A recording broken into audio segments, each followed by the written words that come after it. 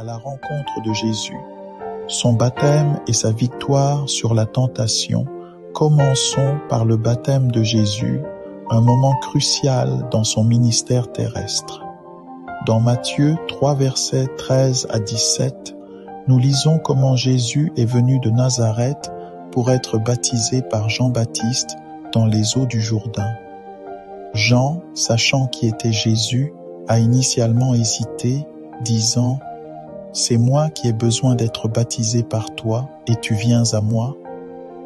Mais Jésus lui répondit « Laisse faire maintenant, car il est convenable que nous accomplissions ainsi tout ce qui est juste. » Le baptême de Jésus n'était pas pour la repentance, car il n'avait pas besoin, mais pour accomplir ce qui est convenable, en d'autres termes, la volonté de Dieu.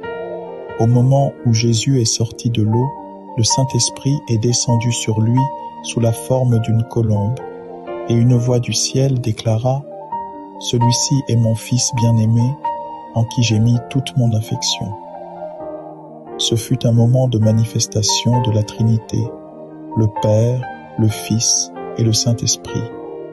Le baptême de Jésus marque le début de son ministère public et il nous enseigne l'importance de l'obéissance à la volonté divine. Pourtant, à peine sorti des eaux du baptême, Jésus est conduit par l'Esprit dans le désert pour être tenté par le diable, comme nous le lisons dans Matthieu 4 versets 1 à 11. Pendant 40 jours et 40 nuits, Jésus jeûna et le tentateur lui proposa diverses séductions. Mais Jésus, fort dans l'esprit, résista à chaque tentation en s'appuyant sur la parole de Dieu. Il est écrit « Ces moments nous enseignent sur la réalité des défis auxquels nous sommes confrontés après notre engagement envers Dieu. Le baptême est un acte d'obéissance et de consécration, mais il ne marque pas la fin des luttes. Après chaque baptême, il peut y avoir un désert, un lieu où notre foi est mise à l'épreuve. Cependant, comme Jésus, nous pouvons résister aux tentations en nous appuyant sur la parole de Dieu.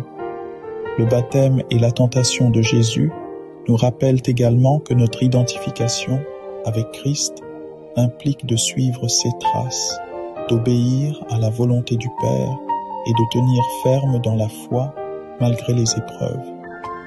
Lorsque nous sommes baptisés dans la mort et la résurrection de Christ.